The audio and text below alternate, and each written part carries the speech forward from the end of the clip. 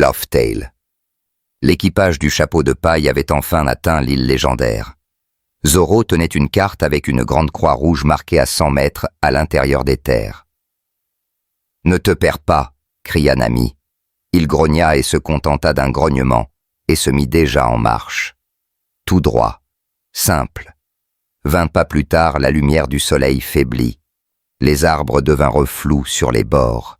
Il garda les yeux fixés sur la carte. 40 pas, 60. L'air devenait étrange, mais la croix était proche. À 80 pas, la température chuta brutalement. Le ciel bleu vira au rouge et au noir. Le bruit des vagues se changea en grondement d'artillerie. Il jeta un regard derrière lui, la plage avait disparu. Il n'y avait plus que des cendres. Il vérifia la carte. La croix était toujours devant. Au 100e pas, il s'arrêta. Devant lui se dressait un palais qui écrasait tout ce qu'il avait jamais vu. Pas même les plus hautes tours de Waterset, le Colisée de Dressrosa ou l'imposant Onigashima ne soutenaient la comparaison. Les murs faisaient 50 mètres d'épaisseur noircie et criblés de cratères grands comme des maisons. Des soldats en armure dorée combattaient des silhouettes en plaques noires tordues. Entre eux se mouvaient des créatures qui n'auraient jamais dû exister, membres anthropieux qui pleuraient du feu, bouche fendant leur torse en deux. L'odeur de chair brûlée se mêlait à quelque chose de pire, une abomination qui donnait la nausée par pur instinct. Un titan plus grand que tous les géants qu'il avait affrontés défonça un mur lointain. Des rayons de plasma illuminèrent le ciel sombre comme un second soleil. Des dizaines de milliers d'hommes mouraient en hurlant des prières à un empereur dont Zoro ignorait le nom. Il se tenait dans un couloir effondré du palais impérial. Des piliers de pierre gisaient brisés autour de lui. Du sang rouge-noir, ou de couleurs qui n'auraient jamais dû exister, ruisselait entre les dalles. Zoro regarda la carte, puis l'apocalypse autour de lui, puis de nouveau la carte. Il se gratta la tête réellement perplexe. Loftail a un style bizarre. Le palais continuait de brûler autour de lui.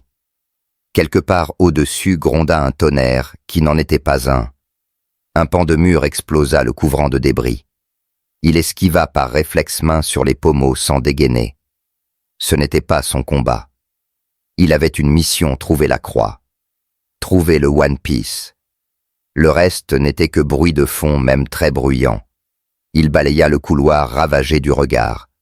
La carte indiquait que la croix était plus loin à l'intérieur. Au-delà des combats. Au-delà de ces choses qui hurlaient. Au-delà des flammes de la mort et de cette abomination qui rongeait la réalité comme une plaie ouverte. Bah, un trésor ne se laisse jamais trouver facilement. Il avança ses bottes crissant sur la pierre brisée.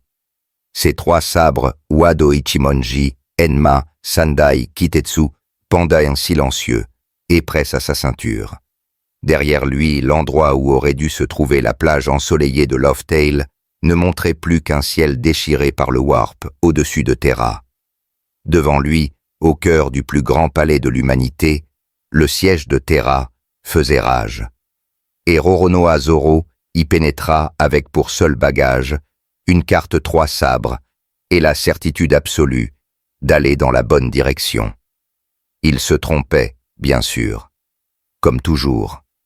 Mais quelque part dans ce palais en feu, au centre de la plus grande guerre que l'humanité connaîtrait jamais, trônait un siège vide qui attendait. Et sur la carte de Zoro, la croix rouge marquait exactement cet endroit. Le couloir s'étirait devant Zoro comme la gorge d'une bête agonisante. La fumée roulait au plafond en vagues épaisses, charriant l'odeur du prométhium brûlé. Et quelque chose de pire, une souillure qui faisait hurler ses instincts. Les dalles de marbre plus grandes qu'un homme gisaient fracassées sous ses bottes. Des traces de plasma noircissaient les murs. Quelque part au loin, un bâtiment s'effondra dans un grondement de tonnerre. Il consulta la carte. La croix était plus loin. Il continua d'avancer. Le custodien surgit de la fumée, Sans un bruit, 3 mètres d'or mortel, enveloppé dans une armure d'oramite qui avait repoussé griffes de démons et bolts depuis 10 000 ans. La lance de gardien s'éveilla dans un crépitement bleu électrique, baignant le couloir d'une lumière crue. La main de Zoro se posa sur le pommeau de Wado Ichimonji. Le custodien attaqua, sans sommation, sans cri. La lance fusa à une vitesse capable de transpercer un Space Marine. L'acier de Zoro jaillit du fourreau au même instant. Les deux armes se heurtèrent dans un hurlement métallique qui lui vrilla les dents. Des gerbes d'étincelles cascadèrent au sol.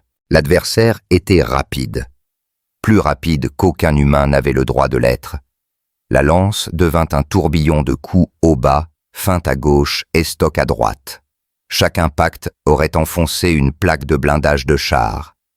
Zoro recula par an plutôt que bloquant, lisant le rythme. 2 autres custodiens surgirent des couloirs latéraux, armes levées. Ils se déplaçaient en parfaite harmonie, 3 guerriers qui combattaient ensemble depuis des siècles. Le couloir devint une cage de mort. « Hérétique !» lança l'un d'eux. Zoro ne comprit pas le mot, mais il comprit l'intention. Il tira Sandai Kitetsu de la main gauche par le 2e assaut. Le 3e arriva dans son dos. Il se baissa, balaya d'une jambe et envoya le géant d'or s'écraser contre un pilier. Le premier custodien frappa encore. Cette fois, Zoro bloqua la hampe entre ses 2 lames, pivota et enfonça son épaule dans la poitrine du guerrier. L'oramite se plia. Le custodien vola en arrière et s'encastra dans le mur avec assez de force pour fissurer la pierre. Il ne se releva pas. Des gardes impériaux déboulèrent dans le couloir, fusils laser levés. Zoro fut sur eux en 3 enjambées. Il frappa du plat de la lame casque crosse d'armes pommeau. Les corps s'effondrèrent. Aucun ne mourut. Il n'avait aucune raison de tuer ces hommes. « Cette île a trop de gardes », marmonna-t-il en esquivant un rayon laser qui calcina l'air à l'endroit où se trouvait sa tête 1 seconde plus tôt. Une voix trancha le chaos. Pas prononcée, injectée directement dans tous les esprits présents. « Arrêtez !» Tout le monde se figea. Les custodiens baissèrent leurs armes. Les gardes restèrent paralysés, doigts sur la détente. Zoro se redressa, cherchant la source. Il sentit quelque chose effleurer ses pensées immenses, ancien scrutateur. Puis cela se retira. « Ce n'est pas une créature d'Horus », dit la voix plus calme uniquement au custodien. « Ne le tuez pas. » Le capitaine, les marquages sur son armure, le désignaient ainsi, tourna la tête vers un couloir lointain où pulsait une faible lumière dorée. Il posa le poing sur son cœur, puis regarda Zoro avec un mélange de confusion et de dégoût. « L'empereur a parlé », grésilla sa voix à travers le vox du casque. « Tu vis. » Zoro rengaina ses sabres. La présence revint touchant à nouveau son esprit. Cette fois, elle lui parla directement. « Qui es-tu ? Pourquoi marches-tu dans ces couloirs ?» Zoro répondit à voix haute, peu habitué aux voix dans sa tête. « Zoro, je suis cette carte. » Il brandit le papier froissé. La croix rouge ressortait même dans la pénombre. « Il y a un trésor ici, quelque part. » Un long silence, suffisamment long pour que Zoro se demande si la voix était partie. Puis, elle revint chargée d'une fatigue qui alourdit l'air. « Un épéiste, perdu au milieu de la chute de Terra. » Les custodiens échangèrent des regards. L'un murmura dans son vox. Des technoprêtres sortirent de l'ombre, cliquetant et bourdonnant, scannant Zoro, avec des appareils qui ronronnaient et bipaillent. Ils discutèrent en binaire, cantonnés, leurs cerveaux sifflant d'agitation. Aucune augmentation, aucun patrimoine génétique à Startès. Physiologie humaine de base, impossible. Le capitaine s'avança, lance toujours pointée vers le sol. « Tu seras surveillé. Un seul faux pas. » Ouais. Zoro regarda au-delà de lui dans le couloir. Des cris lointains résonnaient dans les profondeurs du palais. Des tirs. Un grondement qui n'était pas du tonnerre. « Vous savez où est cette croix ?» Pas de réponse. Il haussa les épaules et se remit en marche. Les custodiens se mirent en formation autour de lui, à 5 mètres de distance, armes braquées sur chaque mouvement. Les gardes impériaux fermèrent la marche les sergents aboyant pour maintenir la discipline. Zoro les ignora tous. La carte indiquait plus loin, à travers d'autres couloirs, à travers ce qui produisait ces bruits qui n'auraient jamais dû exister. Un technoprêtre trottinait à ses côtés, méchadendrites sondant l'air comme des serpents curieux. Son vox crépita sur les capacités de combat dépassant la ligne Astartes. L'efficacité musculaire extrême, les temps de réponse neuronaux impossibles. Zoro l'ignora. Le couloir s'ouvrit sur une salle plus vaste. Des corps jonchaient le sol gardes impériaux, déchiquetés par quelque chose doté de griffes. Des marques de griffes entaillaient les murs assez profondes pour y enfoncer le poing. L'odeur empira. Cette abomination qui faisait ramper la peau. Le capitaine leva le poing. La formation s'arrêta. Il activa son vox demandant des instructions concernant le combattant inconnu. Le palais trembla. De la poussière tomba du plafond. Quelque chose rugit avec une voix sortie des cauchemars. Zoro continua d'avancer, tournant au coin dans la fumée. Les custodiens échangèrent des regards derrière leurs casques dorés. En 10 000 ans, aucun n'avait vu un humain de base se déplacer ainsi, combattre ainsi, marcher dans le siège comme s'il s'agissait d'un simple dérangement. L'un murmura sur un canal privé. « Qu'est-ce qu'il est ?» Le capitaine regarda le couloir où les péistes avaient disparu. L'empereur voulait qu'ils vivent. Cela suffisait comme réponse. Ils suivirent armes prêtes derrière un homme qui était entré dans la plus grande guerre de l'humanité, en cherchant un trésor qui n'existait pas avec une carte menant à un endroit qu'ils ne comprendraient jamais. Derrière eux, le palais brûlait. Devant plus profondément dans le labyrinthe de couloirs et de salles, la salle du trône attendait. Et sur la carte de Zoro, la croix marquait exactement cet endroit. Plus on s'enfonçait, plus les couloirs puaient quelque chose qui dépassait la mort.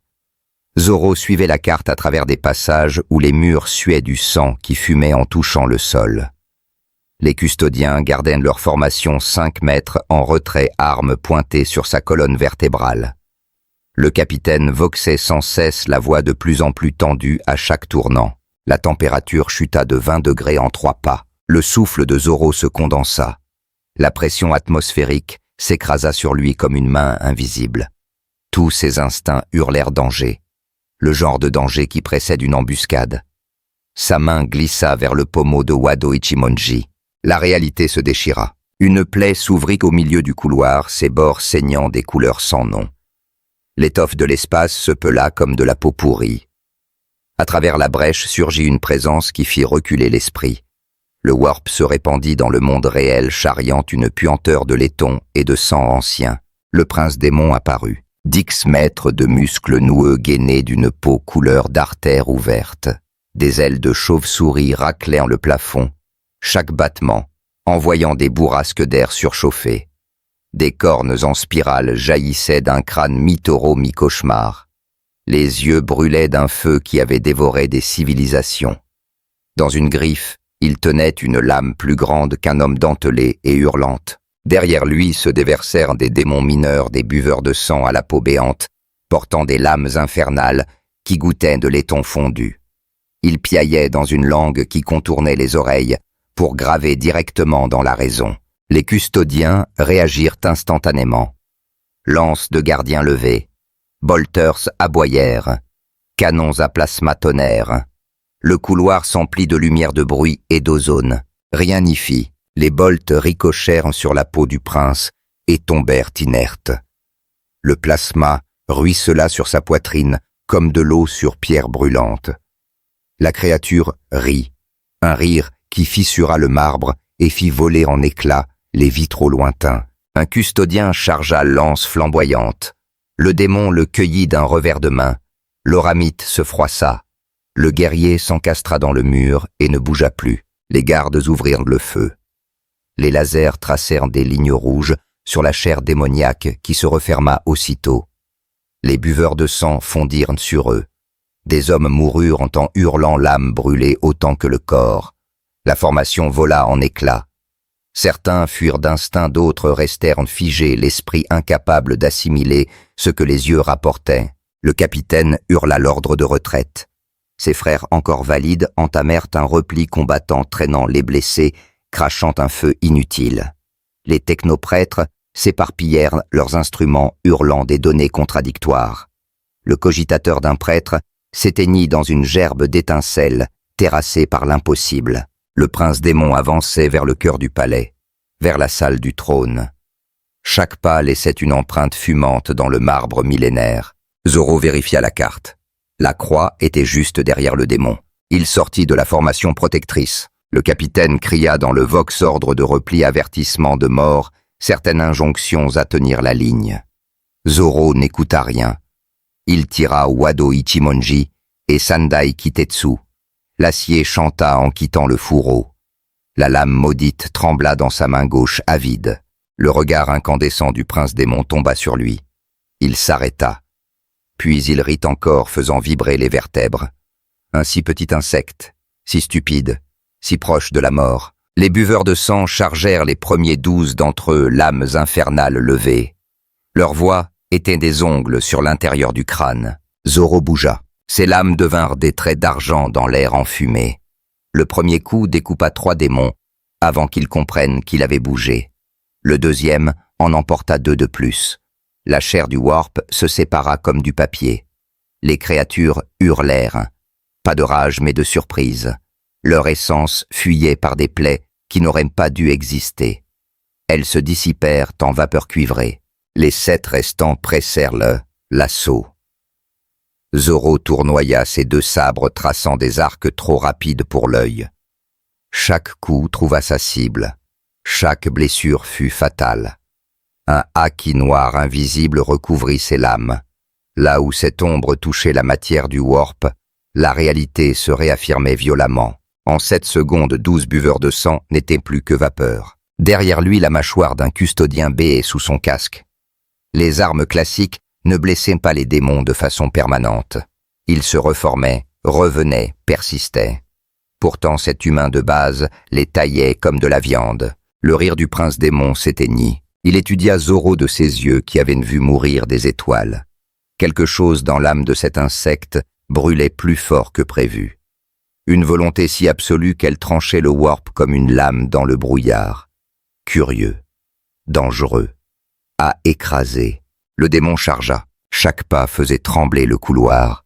Sa lame s'abattit avec assez de force pour fendre un Land Raider. Zoro esquiva d'un cheveu. La lame infernale frappa le marbre et coupa un mètre de pierre. Le contre de Zoro traça une ligne sur le biceps du monstre. Du sang noir gicla. Le démon recula. Regarda la plaie. Regarda Zoro. Pour la première fois en 10 000 ans, il éprouva quelque chose qui ressemblait à de l'incertitude. Zoro attaqua. Ses lames trouvèrent des ouvertures qui n'auraient pas dû exister, exploitant des failles plus vite que le démon ne pouvait les combler. Chaque coup allait plus profond.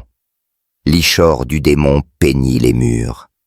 La créature rugit et balaya l'air sauvagement. Zoro plongea sous la lame, roula, remonta en tranchant. La membrane de l'aile se déchira. Le démon vacilla, abattit sa queue. Une massue hérissée de pointes. Le coup atteignit l'épaule de Zoro et l'envoya valser 5 mètres en arrière. Ses bottes creusèrent en des sillons dans le sol avant qu'il ne stoppe. Il se redressa, roula l'épaule une fois, changea de garde. Le démon chargea encore l'âme traînant des flammes du warp en un arc horizontal destiné à le couper en 2. Zoro ne recula pas. Il ferma les yeux. La pression changea encore. Différente. Pas la souillure du warp, mais autre chose. Quelque chose qui fit déclencher les contre-mesures chimiques des custodiens. Zoro rouvrit les yeux. Des éclairs noirs dansaient dans ses iris. Derrière lui, 3 ombres se matérialisèrent. Pas des illusions. Une présence réelle. 3 têtes, 6 bras, chacun tenant une lame fantôme. L'Azura se dressa comme de la fumée dotée de volonté. Le démon le sentit. Sentit le poids d'une volonté si absolue qu'elle frôlait le divin. Sentit quelque chose qu'il n'avait plus connu depuis son ascension. Il sentit la peur. Il attaqua quand même, hurlant de rage et de déni. La lame descendit entraînant des flammes infernales. Zoro avança dans le coup. 3 voix parlèrent d'une seule. la sienne doublée, triplée par la présence d'Asura. Le coup fut unique et triple à la fois. 3 angles qui convergèrent sur un seul point. L'acier recouvert de haki frappa le cœur du démon là où son essence était la plus dense. La lame ne coupa pas seulement la chair, elle coupa le lien entre le démon et la réalité. Le hurlement du prince démon devint un glapissement. Sa forme se désagrégea. Pas détruite impossible, mais déliée, renvoyée de force dans le warp par la porte qu'il avait ouverte. Son essence se dispersa dans l'immatérium fragment qui mettrait à des siècles à se reformer. La porte du warp se referma avec un bruit de cristal brisé. Le silence tomba. Zoro baissa ses sabres. L'Asura s'estompa. Il rengaina les 2 lames d'un geste fluide, puis sortit la carte, vérifia la croix, regarda le couloir désormais dégagé. Il se remit en marche. Derrière lui, 30 custodiens, et le double de garde restait figé. La main d'un guerrier doré tremblait. Un autre balbutiait des rapports que le haut commandement ne croirait jamais. Les cogitateurs d'un technoprêtre s'étaient éteints incapables de traiter l'impossible. Le capitaine observa le dos de l'épéiste qui s'éloignait. En 10 000 ans, il avait vu la puissance de l'empereur, les primarques en guerre, les saints et les armes vivantes. Il n'avait jamais vu cela, un humain de base. Aucune modification, aucune bénédiction. Juste la volonté et l'acier. Traversant une guerre qui achevait l'humanité comme on écarte une mouche. Qu'était-il? La question resta sans réponse, tandis que la formation se reformait et suivait gardant la distance, observant un homme qui venait de réaliser l'impossible. Le couloir déboucha sur une vision de désolation totale. Un obus avait arraché tout un pan du mur extérieur, ouvrant une brèche béante qui donnait sur la grande cour intérieure. Zoro s'avança jusqu'au bord et embrassa le champ de bataille du regard. Le chaos était venu en force, avait transformé la cour en abattoir.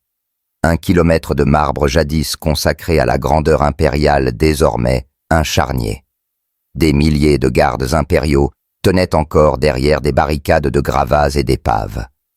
Des cultistes et des marines renégats arrivaient en vagues hurlantes. L'artillerie labourait les 2 camps. Les corps s'empilaient par centaines. L'air tremblait de chaleur et de prométhium en feu. Zoro consulta la carte. La croix était de l'autre côté, tout droit. Le capitaine custodien apparut à son épaule et désigna une passerelle couverte qui contournait la cour par le périmètre. Plus sûr, à l'abri des pires combats. Zoro regarda la carte, regarda le chemin direct, sauta dans le vide. 3 étages plus bas, il atterrissage en flexion, ses bottes fissurant le marbre. Il se redressa, se mit à marcher en plein milieu du champ de bataille. En haut, le vox du capitaine explosa en jurons qu'un technoprêtre n'aurait jamais osé entendre. Le sol trembla, pas à cause des obus, quelque chose de plus gros. Le titan du chaos surgit de la fumée tel un volcan animé de haine. 30 mètres d'acier tordu et de blindage démoniaque peint aux couleurs rouge sang et laiton de cornes. Un riveur dont la carapace était ornée de crânes plus grands que des hommes. Les boucliers voides crépitaient déformant l'air autour de lui. Ses armes parlèrent. Le lance-missile Apocalypse cracha une salve qui zèbra le ciel sanglant. Les explosions balayèrent de la ligne impériale. Des hommes disparurent dans des boules de feu. Le canon Gatling du bras droit tourna avec un bruit de métal déchiré, puis vomit des obus de la taille d'une voiture. Chaque impact creusait un cratère et pulvérisait tout dans un rayon de 10 mètres. Un chevalier impérial tenta de l'engager. La griffe énergétique du River l'attrapa en plein vol, l'écrasa comme un jouet et projeta l'épave sur un régiment entier. Des centaines moururent en un battement de cœur. Le titan avançait vers le palais intérieur. Chaque pas faisait trembler les sismographes à des kilomètres. Il marchait exactement sur la trajectoire de Zoro. Zoro s'arrêta, leva les yeux vers la machine de guerre, regarda sa carte. Pika avait été plus grand. Pas de beaucoup, mais plus grand. Ceci n'était que plus de métal. Et le métal, ça se coupe. Il tira les 3 sabres. La salve suivante laboura la position de garde juste devant lui. Zoro courut droit dans la zone de mort. Les obus Gatling s'abattaient comme des météorites. Il slaloma entre les impacts, lisant le rythme, anticipant les angles. Un éclat le frôla. Une explosion proche le projeta de côté. Il roula, se releva, continua. Un bloc de bâtiment démoli lui servit de tremplin. Saut de 10 mètres. Atterrissage sur une épave. Nouveau saut. La jambe du titan passa à côté de lui. Zoro agrippa la plaque de cheville, doigts et orteils, trouvant prise sur des rivets gros comme des coques de vaisseau. Le titan détecta le contact. Les alarmes hurlèrent. Il tenta de se secouer. Zoro grimpa. Main après main, sabre entre les dents, escaladant une falaise vivante qui cherchait à le tuer. La griffe énergétique descendit, doigts de géant, prêts à l'écraser. Zoro bondit sur le genou, laissa la griffe s'abattre sur la jambe même du titan. Gerbe d'étincelles. Il continua vers le haut.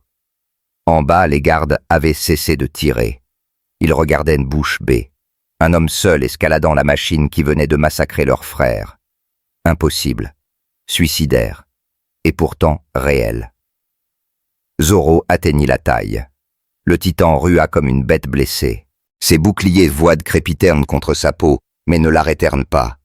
Il força le passage, s'accrocha à un conduit d'alimentation, se hissa jusqu'à la poitrine.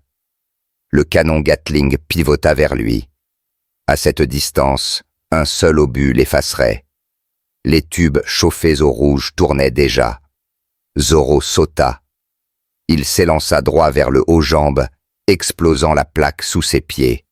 6 mètres 10-15. Il atteignit l'apogée juste au-dessus de la tête du titan. La machine leva ses capteurs optiques, incapable de comprendre ce qu'elle voyait. Zoro tira les 3 sabres en croix devant lui. Le haki jaillit, recouvrant l'acier d'un noir qui semblait boire la lumière. La pression atmosphérique chuta. Pendant un instant suspendu, l'homme et la machine se retrouvèrent dans le même cadre, l'un ridiculement petit, l'autre absurdement immense. Zoro prononça le nom de la technique. Ichidai Sanzen Daisen Sekai.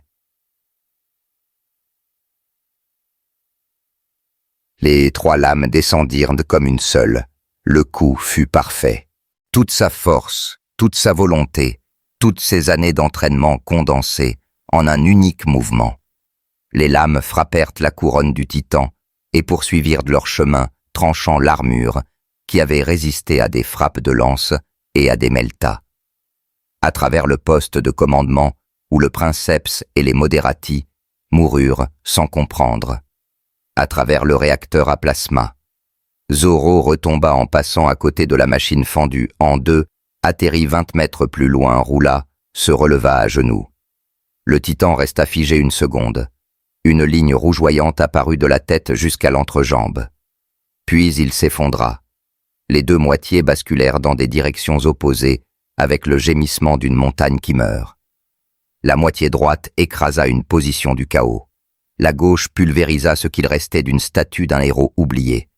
Le réacteur sectionné mais pas encore en criticité hurla son alarme que plus personne n'entendait. Zoro se releva. Rengaina ses sabres un à un, sortit la carte, vérifia le trajet. Le réacteur explosa. Un petit soleil naquit là où se tenait le titan. L'onde de choc roula en cercle de feu et de débris vaporisés. Zoro tourna le dos à l'explosion, marcha tranquillement tandis que la vague le dépassait.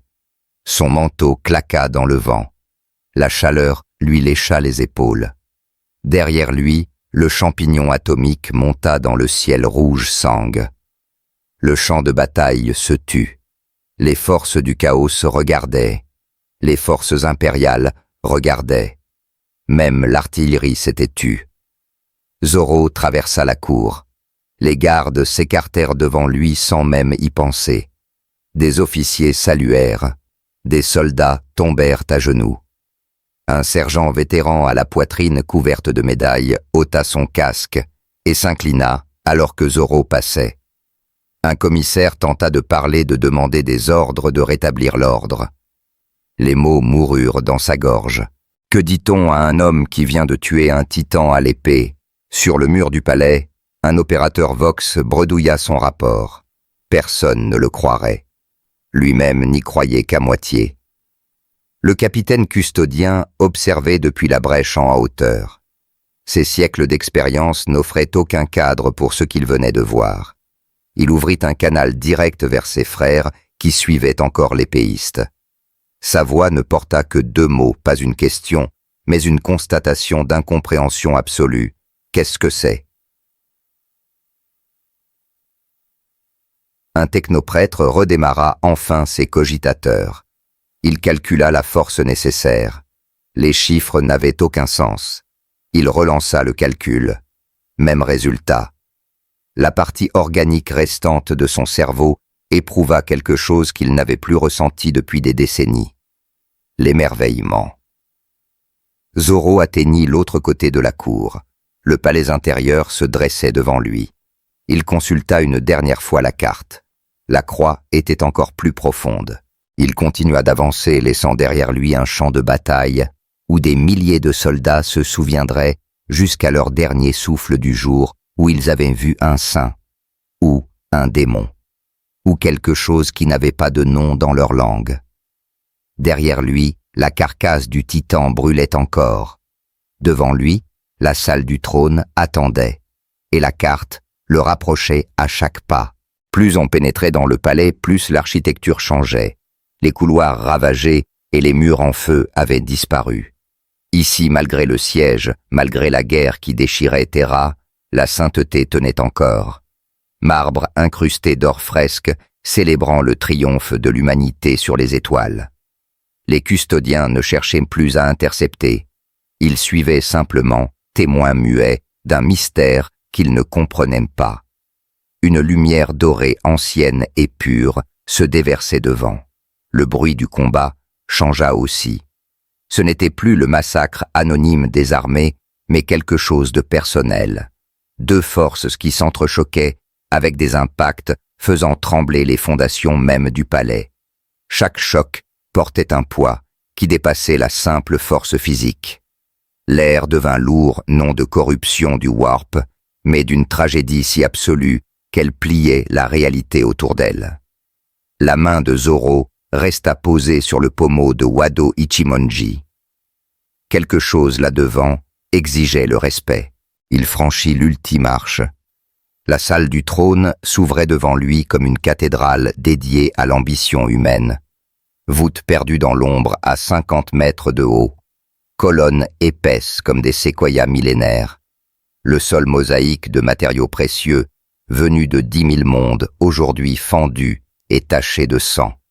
Au fond, se dressait le trône d'or lui-même, monument de puissance et de sacrifice. Actuellement vide. Au centre gisait un corps. Des ailes de plumes blanches parfaites, désormais brisées et éparpillées sur le marbre. Une armure d'or et de cramoisie fissurée et déchirée. Du sang trop rouge, trop éclatant, formait une mare sous une silhouette qui avait été plus qu'humaine. Le visage même dans la mort gardait une beauté qui faisait pleurer les mortels. Sanguinius. Le nom ne disait rien à Zoro, mais la scène parlait d'elle-même.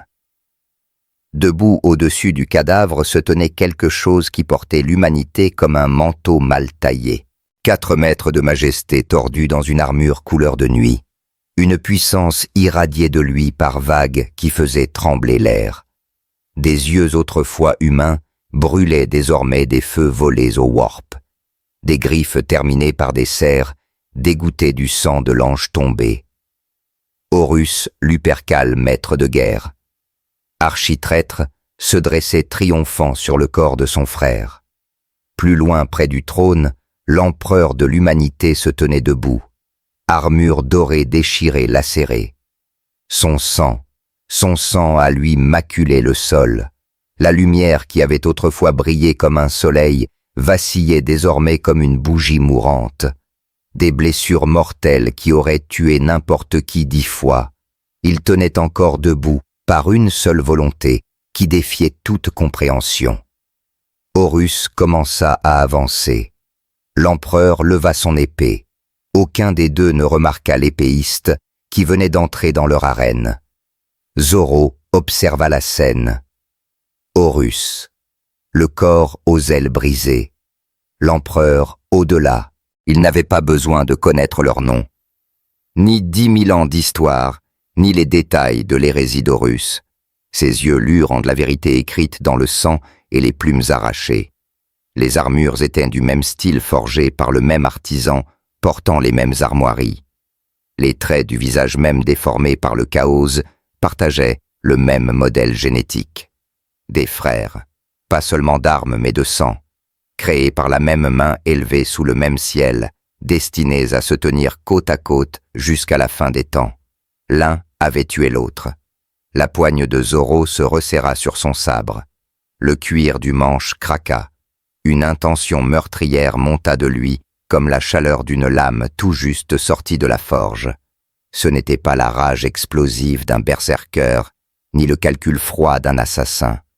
C'était la certitude absolue d'un épéiste qui venait de voir quelque chose d'impardonnable. Le fratricide. Les custodiens le sentirent, se tournèrent vers lui. En plusieurs siècles de service, ils avaient ressenti la colère de l'empereur, la fureur des primarques, la haine pure des démons. Ceci était différent, plus pur, plus concentré, une lame plutôt qu'un marteau. Horus s'arrêta. Quelque chose avait changé dans l'air. Un nouvel élément était entré dans une équation qui aurait dû être simple. Il tourna le dos à l'empereur et balaya la salle du regard. Ses yeux fenêtres ouvertes sur le warp trouvèrent Zoro.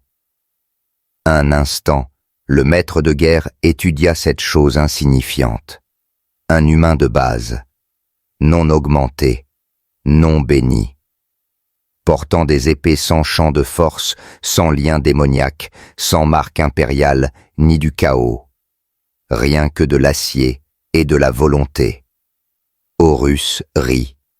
Le son fissura le marbre et fit voler en éclats des vitraux lointains. Encore un insecte venu mourir. Combien de milliers s'étaient déjà jetés sur lui aujourd'hui? Un cadavre de plus à ajouter au tas. Il se retourna vers l'empereur. Un dernier coup mettrait fin à tout, mettrait fin à lui, mettrait fin au rêve de l'impérium pour faire naître quelque chose de glorieux et d'effroyable. Zoro ne bougea pas, ne parla pas, resta la main sur le sabre, regardant le fratricide. Il évalua l'adversaire. Plus grand que le prince démon, plus fort. L'énergie du chaos autour d'Horus était plus dense, plus pure. Ce n'était pas un simple guerrier béni par les dieux noirs. C'était leur champion, leur arme, leur réponse à la lumière de l'empereur. Le calcul était simple. Zoro était surpassé. Peut-être plus qu'il ne l'avait jamais été. Peu importe. L'homme qui se tenait au-dessus du corps aux ailes brisées avait tué son propre sang, avait levé la main sur celui qui aurait dû se tenir à ses côtés jusqu'à la fin des temps. Quelles que soient ses raisons, quels que soient les murmures du warp, quels que soient les grands desseins qu'il croyait servir, rien ne changeait la vérité fondamentale. Un guerrier qui tue son frère n'est plus un guerrier. La main gauche de Zoro glissa vers Sandai Kitetsu. La lame maudite trembla d'impatience. Enma suivrait. Les trois sabres pour ce qui allait venir. Pas pour l'empereur, pas pour l'impérium, pas pour la survie de l'humanité, ni pour l'avenir de la galaxie. Pour le principe simple et absolu que certaines lignes ne se franchissent pas. Que certaines trahisons exigent une réponse. Qu'un épéiste témoin d'un tel déshonneur ne peut rester les bras croisés. Son intention meurtrière s'aiguisa jusqu'à devenir un fil de rasoir. Silencieuse. Certaine. Patient. Horus affronterait d'abord l'empereur, s'épuiserait contre le maître de l'humanité, et quand ce combat prendrait fin victoire ou défaite, Zoro serait là. La salle du trône contenait désormais 3 figures, chacune incarnant quelque chose de différent. L'empereur le rêve et le sacrifice de l'humanité. Horus, l'ambition devenue folie, et un épéiste, venu d'un autre monde incarnant quelque chose de plus simple et peut-être plus dangereux encore. La certitude que certains crimes ne tolèrent qu'une seule réponse, une lame. Zoro attendit, main sur le sabre. Regard rivé sur le fratricide. Prêt, l'empereur et Horus s'entrechoquèrent comme 2 étoiles mourantes. Un éclair psychique jaillit de la paume tendue de l'empereur, une fureur blanche qui avait déjà annihilé des démons et des armées entières. Horus l'intercepta avec sa griffe. L'énergie du warp rencontra la puissance psychique. L'impact fit onduler l'air, fissura. Le marbre fit fondre les incrustations d'or. Horus avança. Chaque pas était un séisme. Sa griffe du monde balaya l'espace pour éventrer. L'empereur para avec son épée, mais le choc le repoussa de 3 mètres. Son armure déjà fendue s'ouvrit davantage. Du sang divin coula. Zoro observait. Il lisait les schémas. Horus était plus fort, plus rapide, gonflé par des pouvoirs qui défiaient les lois naturelles. L'empereur combattait avec une maîtrise forgée en millénaires, mais son corps le trahissait. Chaque échange lui coûtait plus qu'à Horus. C'était un combat perdu d'avance. Horus le savait. Le maître de guerre riait désormais un rire qui faisait vibrer la voûte. Il jouait avec sa proie, prolongeait l'agonie, savourait l'instant où le maître de l'humanité tomberait devant son fils prodigue. L'empereur tenta une percée désespérée. Son épée traça un arc de lumière pure. Horus esquiva presque paresseusement et le frappa d'un revers de griffe qui l'envoya traverser la salle. L'empereur heurta un pilier avec assez fort pour le fissurer, glissa au sol, lutta pour se relever. Puis le warp lui-même frappa. Une vrille invisible de chaos pur jaillit de l'immatérium, un coup bas des dieux sombres eux-mêmes. Elle frappa l'empereur dans le dos. Ses genoux heurtèrent le marbre. Son épée tomba avec un bruit clair. Pour la première fois en 10 000 ans de volonté inébranlable, le maître de l'humanité vacilla. Les yeux d'Horus flamboyèrent de triomphe. Il leva sa griffe très haut, énergie du warp, se concentrant le coup de grâce. Un seul impact mettrait fin à tout. Les custodiens bondirent, sachant qu'ils arrivaient trop tard. Des pas résonnèrent, pas précipités, pas paniqués, mesurés, délibérés. Chaque pas portait un poids qui dépassait la simple masse. Zoro sortit de l'ombre où il observait, traversa la distance d'un pas tranquille. Horus tenait toujours sa griffe levée, prête à tuer. Le maître de guerre tourna la tête, irritation passant sur ses traits déformés. Encore une interruption. Encore un insecte. Zoro s'arrêta exactement entre eux. Il se plaça dans la trajectoire directe du coup fatal. Il leva les yeux vers le champion du chaos de 4 mètres et le regarda avec la même expression qu'il avait eue face à Mihawk, face à Kaido, face à tous ceux qui s'étaient dressés entre lui et son rêve. Aucune peur, aucune hésitation, seule la certitude. Sa main droite monta lentement vers son biceps, trouva le tissu vert usé, taché de sueur et de sang de 1000 batailles, le bandeau. Il le déroula lentement. Chaque tour était un rituel. Les custodiens regardaient sans comprendre. L'empereur, vision brouillée par la douleur, regardait. Même Horus, prêt à tuer, s'immobilisa. Il y avait quelque chose dans ce geste, quelque chose qui transcendait langue, culture, univers. Un rituel de guerrier plus ancien que n'importe quel empire. Zoro leva le tissu jusqu'à son front, l'enroula 1 fois, 2 fois. Nouage à l'arrière d'un geste 1000 fois répété, avant chaque vrai combat de sa vie. Le nœud se posa.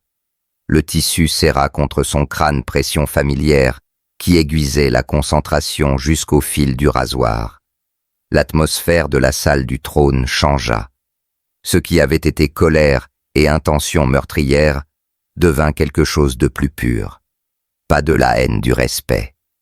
Le respect qu'un guerrier accorde à un autre avant un duel à mort. La reconnaissance que l'adversaire mérite qu'on donne tout. Le capitaine custodien le sentit. En 10 000 ans, il avait vu des centaines de rituels de combat. Jamais celui-ci. Pas de prière au dieu noir ni à l'empereur. Pas de drogue ni d'huile sainte.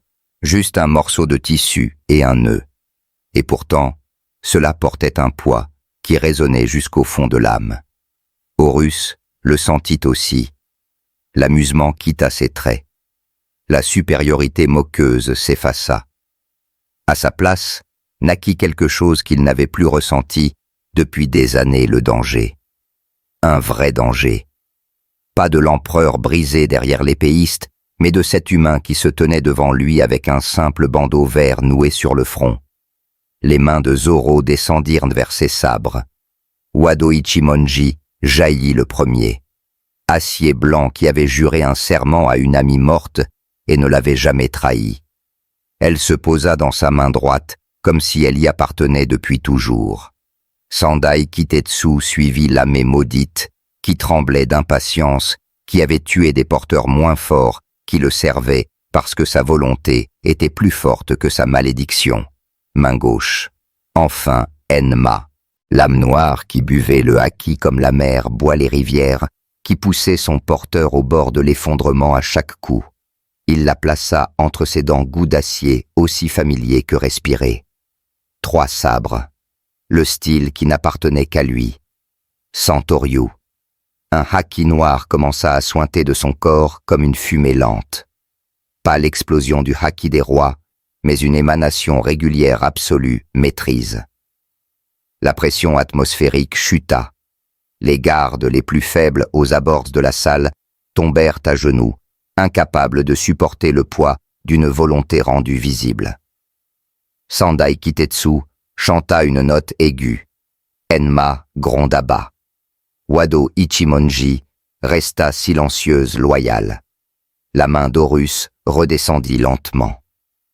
Le maître de guerre étudia son nouvel adversaire de ses yeux, qui avait vu naître et mourir des empires.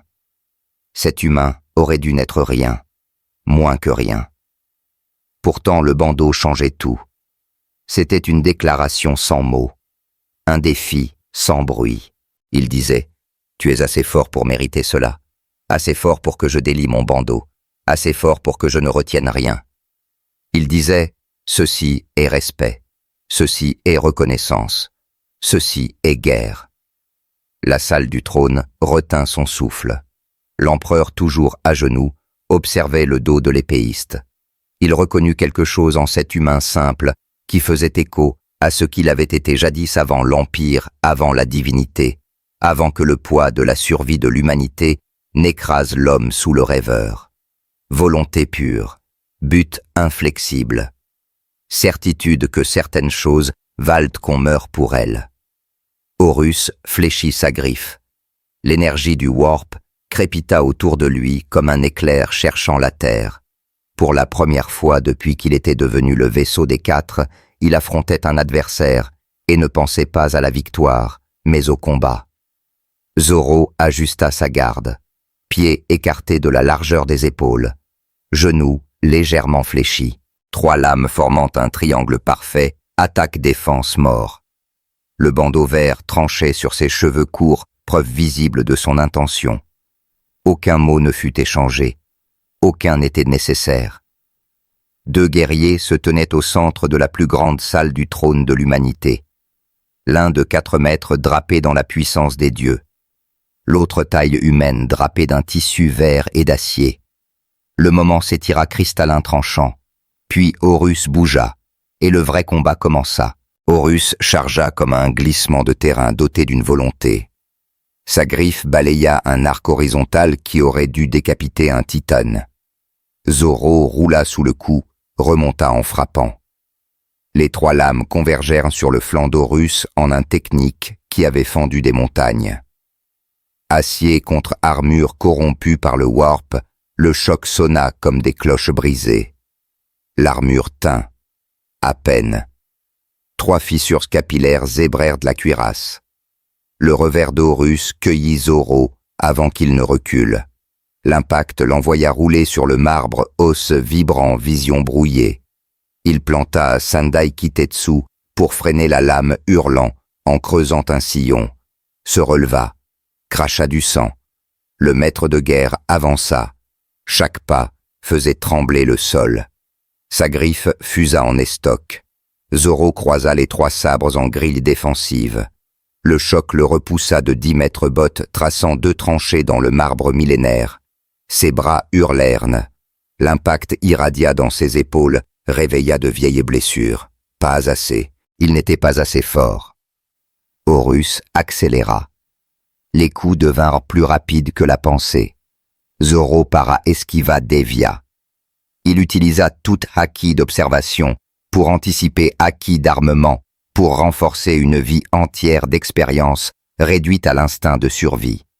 Mais chaque parade lui coûtait. Chaque bloc envoyait des ondes de douleur dans ses os. Chaque coup manqué passait plus près. Un point qu'il faillit éviter lui broya les côtes. Quelque chose craqua. La douleur explosa à chaque respiration. Il vacilla. Le coup de pied suivant l'envoya en l'air. Il s'écrasa contre un pilier qui se fissura en toile d'araignée, glissa au sol. Tout son corps protesta. Il se releva quand même. Le capitaine custodien observait proche du désespoir. L'épéiste était bon meilleur qu'aucun humain de base n'avait le droit d'être, mais Horus était au-delà de l'humain, au-delà du primarque. L'incarnation même du chaos, cela ne pouvait finir que d'une seule façon. Zoro changea de garde. 3 côtes fêlées côté droit, chaque souffle était un couteau. Épaule gauche démise pendante. Poumons remplis de sang goût de cuivre à chaque expiration. Muscles du bras d'épée déchirés visibles à travers la peau fendue. Pourtant sa prise sur les sabres resta d'acier. Le bandeau trempé de sueur et éclaboussé de sang tenait toujours. Horus s'arrêta. L'observa. Cet humain aurait dû être mort 3 fois, aurait dû se briser dès le premier échange. Et pourtant, il se tenait debout. Ensanglanté, brisé, clairement dépassé, mais debout. Le respect du maître de guerre monta d'un cran infime. Toujours un insecte, mais un insecte tenace. Derrière eux, l'empereur regardait, voyait Zoro encaisser des coups qui auraient tué des custodiens, le voyait refuser de tomber, refuser de fuir, refuser de plier. Volonté pure incarnée. Aucun pouvoir psychique, aucune amélioration génétique, aucune bénédiction divine, ni impériale ni chaotique. Juste la certitude absolue que certaines choses valent qu'on meure pour elles. L'empereur connaissait cette volonté. Il avait bâti un empire dessus. L'avait vue chez ses fils avant que le chaos ne les corrompe. Il la voyait maintenant chez un inconnu venu chercher un trésor qui n'existait pas. Un inconnu qui allait mourir pour le défendre sans même savoir pourquoi. La décision se cristallisa, désespérée, dangereuse, peut-être fatale pour les deux. Mais l'alternative était la mort certaine et la chute de tout. Il se releva, chaque mouvement une agonie, chaque respiration un incendie. Il marcha vers Zoro sur des jambes qui n'auraient plus dû fonctionner. Horus le remarqua, se retourna, vit l'empereur approcher et rit. « Viens-tu assister à la fin ?» L'empereur ne répondit pas, atteignit Zoro, posait une main sur l'épaule de l'épéiste. Zoro se raidit, se retourna, croisa des yeux qui portaient 10 000 ans et l'espoir de trillions d'âmes. Il lut la question, il lut la demande, il eut le prix. Il hocha une seule fois la tête. La main de l'empereur se resserra. La puissance jaillit. Pas un éclair psychique. Pas une sorcellerie du warp. Quelque chose de plus ancien, de plus pur. La volonté de l'humanité. La détermination collective de chaque humain qui avait refusé de plier, qui avait combattu l'impossible, qui était mort debout plutôt que vécu à genoux. Tout cela condensé en un seul instant, un seul transfert. Cela frappa Zoro comme un raz-de-marée d'or en fusion. Sa vision blanchit, chaque nerf prit feu. On aurait dit être foudroyé tout en se noyant dans la lave. La puissance était trop vaste, trop absolue. Elle voulait le désintégrer, brûlait tout ce qui faisait Roronoa à Zoro pour ne laisser qu'un vaisseau. Il sentit son haki répondre. Le haki d'armement noir jaillit de son cœur, rencontra la lumière dorée dans une fusion violente. Deux formes de volonté, l'une personnelle, l'autre universelle, s'écrasèrent l'une contre l'autre à l'intérieur de son corps. Cela aurait dû le détruire. Malcador était mort pour moins. Des saints avaient brûlé en cendres pour une fraction de cela. Zoro plia les genoux. Un râle lui échappa arraché à des poumons qui se dissolvaient. Les vaisseaux éclatèrent. La peau se fissura lumière dorée suintant comme lave entre les pierres. Ses sabres tombèrent de doigts sans force. Mais il ne tomba pas. Thriller Bark. Tout le mal et la douleur de Luffy. Il avait tenu debout. Rien ne s'était passé. Chaque séance avec Mihawk, découpé, brisé, reconstitué. Chaque cicatrice, chaque goutte de sang, chaque instant où il avait dépassé la limite humaine parce que l'alternative était trahir son rêve. Tout cela l'avait préparé. Tout cela le rendait capable de porter l'impossible. Son haki rugit, non pas en opposition à la lumière dorée, mais en harmonie. Noir et or s'entrelacèrent. Volonté personnelle et volonté collective devinrent une seule. La douleur ne cessa pas, elle ne cesserait jamais tant que cette puissance brûlerait en lui, mais elle devint supportable, devenue carburant. Derrière lui, quelque chose se matérialisa. Asura, son intention meurtrière incarnée, mais plus l'ombre rageuse d'avant. Cet Asura flamboyait d'une radiance dorée. 3 têtes brillant comme des soleils captifs. 6 bras bordés d'une lumière qui força les custodiens à détourner les yeux. 5 mètres de dieux de guerre forgés de volonté humaine combinée. Les sabres de Zoro se soulevèrent du sol. Non par sa main, mais par la volonté qui l'habitait désormais. Ils volèrent jusqu'à ses paumes, Wado Ichimonji, auréolé d'or blanc, Sendai Kitetsu, pulsant rouge-or, Enma, buvant la lumière et expirant noir-or. Il se redressa. Les fissures de sa peau se refermèrent, mais la lumière dorée fuyait encore de ses yeux. L'Asura dorée bougeait avec lui 6 bras fantômes, reflétant ses 3 lames physiques. Chaque respiration était une torture, chaque battement de cœur une agonie. La puissance le dévorait de l'intérieur. Mais il pouvait se tenir debout, il pouvait combattre, il pouvait gagner. Horus recula vraiment. Pour la première fois depuis son ascension, le maître de guerre sentit quelque chose proche de l'incertitude. L'humain devant lui s'était transformé en autre chose. Pas béni par le chaos. L'exact opposé. Tout ce dont le Warp avait horreur. Volonté pure portée à son paroxysme.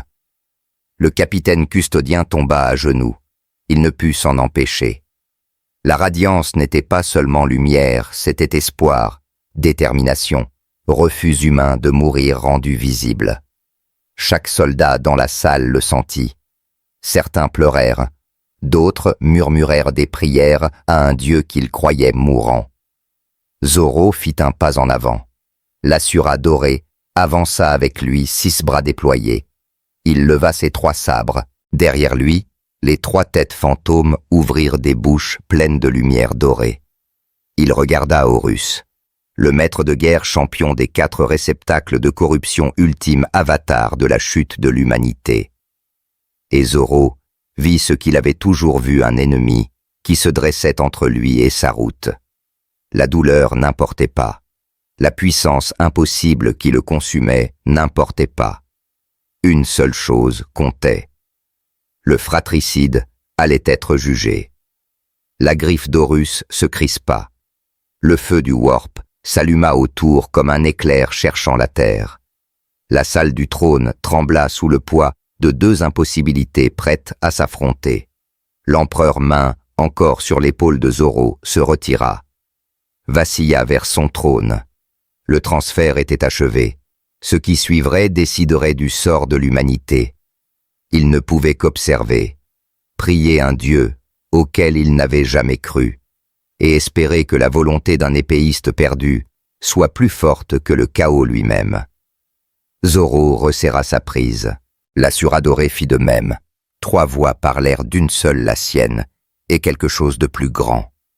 Le vrai combat commença. Ils se heurtèrent au centre de la salle du trône comme 2 étoiles en collision. Les lames de Zoro tracèrent des arcs dorés dans l'air. La griffe d'Horus balaya un contre qui aurait pulvérisé un char. Acier contre serre forgé dans le warp, le choc fit voler les vitraux restants du palais, en éclater en pluie de cristal. L'onde de choc força les custodiens à se cramponner, projeta débris et corps légers dans toutes les directions. Pour la première fois depuis son ascension, Horus fut égalé. Zoro attaqua sans relâche. Le Centauryu coulait comme l'eau, chaque coup précis, chaque mouvement pure économie. L'Asura doré bougeait avec lui 6 bras fantômes, frappant en parfaite synchronie avec ses 3 lames physiques. 9 angles d'attaque que Horus devait parer simultanément. Le maître de guerre bloqua par riposta, mais il reculait réellement sous les coups d'un humain de base, dont la volonté brûlait assez fort pour rivaliser avec les dieux. Zoro pivota prenant de l'élan. Haki noir et lumière dorée spiralèrent autour de lui. Le cyclone d'énergie qui souleva son manteau fit claquer le bandeau. Il prononça le nom de la technique entre ses dents serrées. Kokujo o Tatsumaki. Le dragon tornade des cordes noires jaillit. Un cyclone d'énergie noir-or qui laboura le marbre du sol au plafond. Horus leva sa griffe pour bloquer. La tornade le frappa.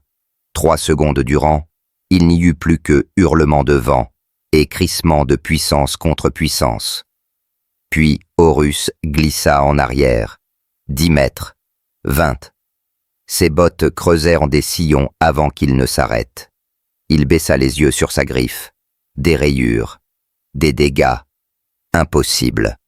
Le vox du capitaine custodien crépita de rapports incohérents. Le haut commandement exigeait des explications. Il n'en avait aucune. Un mortel repoussait l'architraître.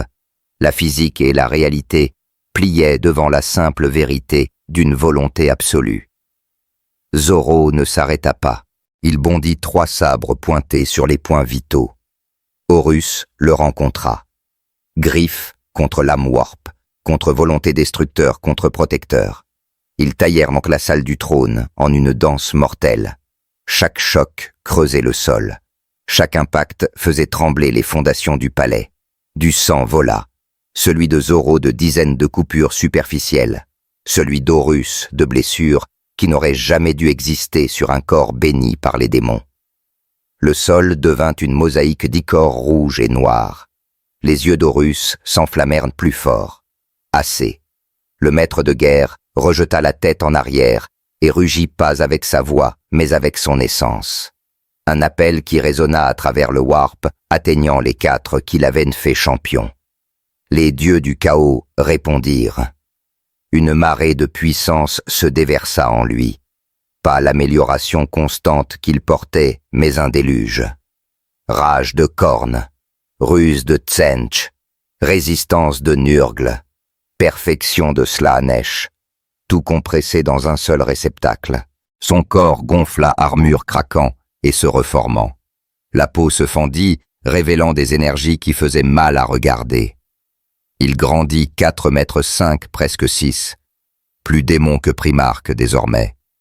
Yeux devenus abîmes de malice infinie. Voix devenue légion. L'attaque fut trop rapide pour être suivie. Zoro leva ses sabres. La griffe s'abattit avec la force d'un bombardement orbital. Il bloqua. Le choc l'enfonça dans le sol marbre, explosant, créant un cratère qui rayonna. L'Asura dorée vacilla fissure courant sur sa forme. Horus frappa encore et encore, chaque coup apocalyptique. Zoro se défendit, mais la lumière dorée faiblissait. La puissance qui le consumait était finie. Son corps lâchait déjà os fracturés, muscles déchirés, organes en hémorragie interne. La volonté de l'humanité était trop vaste pour une chair mortelle. Il lui restait des minutes. Peut-être moins. Zoro croisa les 3 lames pour arrêter le coup suivant. Tint bon, sentit ses genoux pliés. Horus le dominait 6 mètres de fureur démoniaque riant, avec trop de dents. Plus de temps. Zoro puisa tout.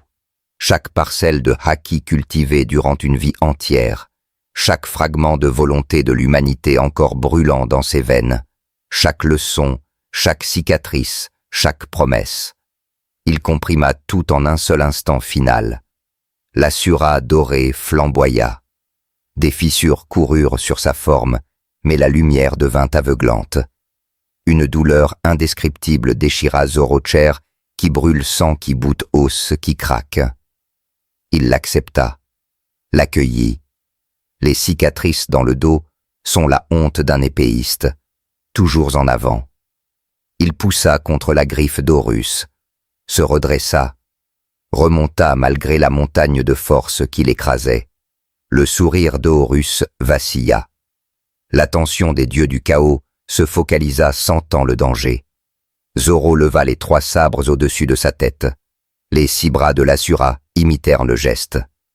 9 lames, 3 d'acier, 6 de pure volonté, prêtes comme la hache du bourreau. Haki noir et lumière dorée spiralèrent, formant une hélice qui semblait percer le voile entre les dimensions. Le temps se figea. Horus vit venir le coup, tenta de reculer, de se défendre. Trop tard. Zoro avança dans le coup, dans le danger, vers l'ennemi qui se dressait entre lui et sa route. 9 voix parlèrent comme une seule, la sienne multipliée par l'Asura. Santoryu, Ogi Asura, Ichibugin Wankim. Les lames descendirent. 9 trajectoires convergèrent sur un seul point. La technique qui n'avait jamais échoué. L'expression ultime du style à 3 sabres, désormais sublimée par la volonté collective de l'humanité et une détermination qui transcendait les mondes. Elles rencontrèrent Horus en son cœur, là où les bénédictions des dieux du chaos étaient les plus concentrées, là où chair du warp et essence démoniaque s'entremêlaient, là où le lien avec les 4 brûlait le plus fort, et elles tranchèrent. Pas seulement la chair, pas seulement l'armure. Les lames sectionnèrent les liens entre Horus et ses maîtres noirs, tranchèrent des bénédictions qui semblaient éternelles, brisèrent les chaînes métaphysiques qui liaient champion et dieu. Une lumière noire or jaillit de la blessure. Le hurlement d'Horus fit voler en éclats les derniers vitraux. Sa griffe toujours levée se figea. Il recula en titubant, baissa les yeux sur sa poitrine où une lumière, une mauvaise lumière, une lumière purificatrice, fuyait comme du sang. Il tenta d'appeler le chaos, tendit la main vers le warp pour la puissance qui l'avait élevé, ne trouva rien. Le lien était coupé, tranché par un coup qui existait dans plus de 3 dimensions. Son corps commença à s'effondrer. 6 mètres redevinrent 5 puis 4, les traits démoniaques refluèrent. Pendant un bref instant, il redevint presque humain, presque le primarque qu'il avait été avant l'ambition et la trahison. Horus tomba à genoux, regarda au-delà de Zoro vers le trône d'or, vers l'empereur, son père, celui qui l'avait trahi. Quelque chose passa dans ses yeux. Regret, haine, désespoir, trop mêlés pour être nommés. Puis il se changea en cendres. La lumière dorée le consuma de l'intérieur. Pas d'explosion, pas de malédiction finale, juste dissolution. Le maître de guerre du chaos, réduit à un tas de poussière balayée par le vent de son propre échec. Un silence absolu tomba, puis le warp hurla. À travers la galaxie, 4 voix rugirent à l'unisson. Le warp convulsa. Sur 10 000 mondes, les démons combattant au nom d'Horus hurlèrent et se dissolurent. Les marines du chaos agrippèrent leurs casques quand le lien avec leur dieu vacilla. Les tempêtes warp, qui faisaient un rage depuis des mois, s'effondrèrent sans raison. Dans l'œil de la terreur, les 4 dieux tournèrent leur attention infinie vers Terra, vers l'impossible, vers le mortel qui venait de couper leur champion de leur étreinte. Le beuglement de cornes fit voler en éclats des armes démoniaques sur 100 champs de bataille. Le crâne que l'on m'avait promis refusé. Le cri de Tsench fissura les labyrinthes de cristal.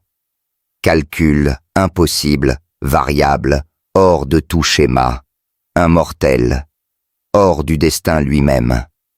Le hurlement de Slanesh fit pleurer des larmes de sang des cultistes à travers la galaxie. Une corruption si exquise, des siècles de préparation, gâchés par la lame d'un simple d'esprit. Le gémissement de Nurgle arrêta net des pestes sur 17 mondes.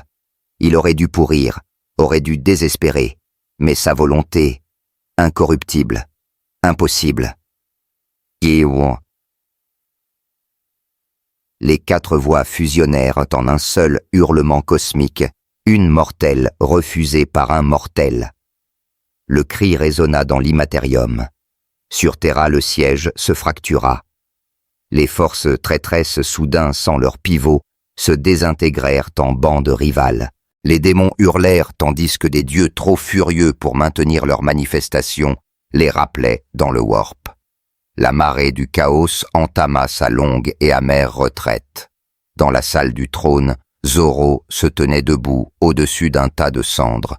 Ses sabres tremblaient dans ses mains. La suradorée s'effaça comme brume au matin.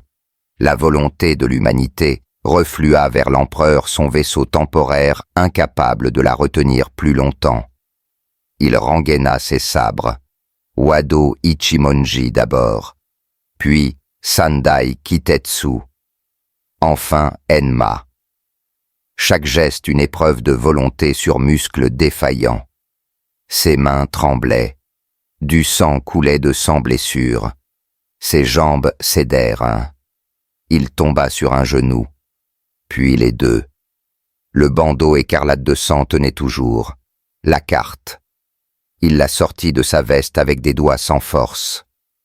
La regarda le trône d'or, comprit enfin où il était, ce qu'il avait cherché. Un sourire amer effleura ses lèvres. Mauvais trésor. La vision se troubla. La salle tourna.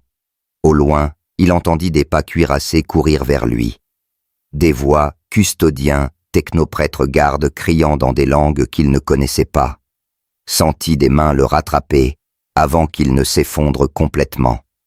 La dernière chose qu'il vit avant que l'obscurité ne l'emporte fut l'empereur, debout désormais malgré ses blessures, regardant l'épéiste qui avait tout sauvé sans même comprendre ce qu'il avait sauvé, ni pourquoi il ne mourut pas. C'est la première chose que les archivistes impériaux comprirent et la plus difficile à accepter. Ils l'avaient porté hors de la salle du trône sur un bouclier d'oramite convaincu qu'il rendrait l'âme avant d'atteindre l'apothécarion. Il respirait encore quand on le posa sur la table de céramite. Il respirait encore quand les meilleurs chirurgiens de l'Imperium, ceux qui avaient recousu des primarques, déclarèrent qu'aucun humain n'aurait dû survivre à ce qu'il voyait dans ses scans.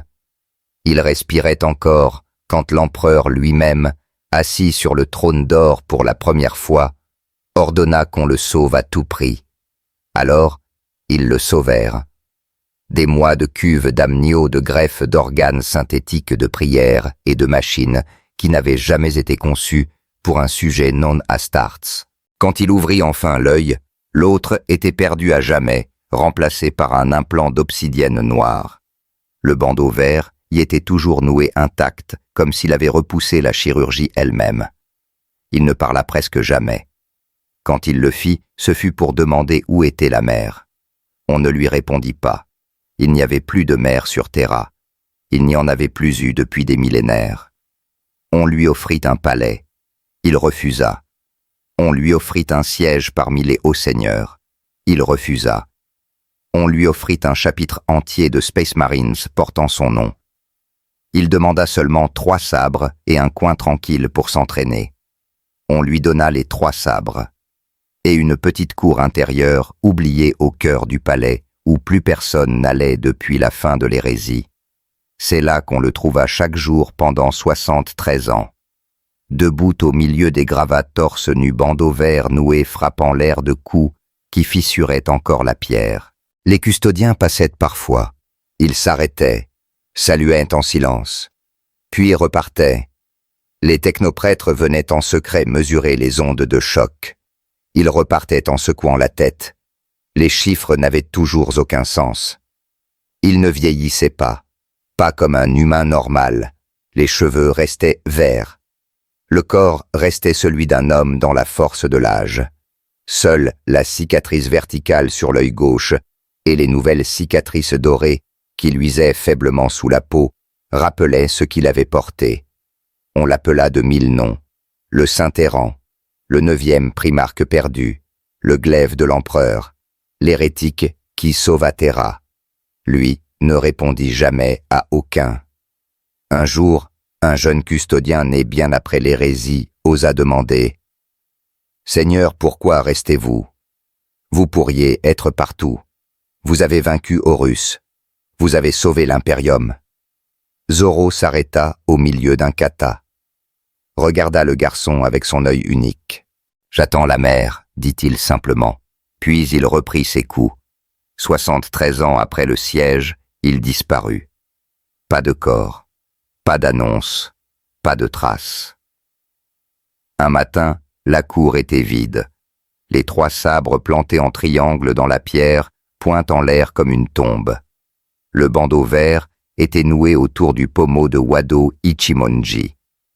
Les custodiens scellèrent la cour. Ils en firent un sanctuaire. Ils y postèrent une garde d'honneur qui n'a jamais été relevée même 10 000 ans plus tard. Et ils effacèrent son nom des archives publiques. Pas par honte, par respect, car certains héros ne doivent pas devenir légendes. Certaines vérités sont trop grandes pour être portées par l'Imperium. Un simple humain sans gêne, sans bénédiction, sans rien d'autre que 3 sabres et une volonté plus forte que le chaos lui-même, avait tranché le destin de l'humanité. Si on l'avait su, on l'aurait adoré, et l'Imperium n'aurait jamais supporté qu'un mortel ordinaire puisse être plus grand que ses dieux. Alors, ils l'ensevelirent dans le silence. Un secret gardé par les custodiens, les hauts seigneurs, et l'empereur lui-même sur son trône d'or. Un secret si bien gardé que 10 000 ans plus tard même les inquisiteurs, qui fouillent les archives les plus profondes, ne trouvent qu'une seule ligne dans un seul registre, écrite d'une main qui n'est plus de ce monde. Il attendit la mer. Elle ne vint jamais. Alors, il partit la chercher. Et parfois très rarement, un custodien en patrouille dans les niveaux inférieurs du palais entend 3 coups d'acier contre acier dans une cour scellée depuis 10 millénaires. Il s'arrête, salue, et continue sa ronde le cœur étrangement léger. Car quelque part dans un autre océan sous un autre soleil, un homme au bandeau vert cherche toujours la mer. Et tant qu'il cherchera l'humanité, n'aura jamais vraiment perdu. Fin du récit principal.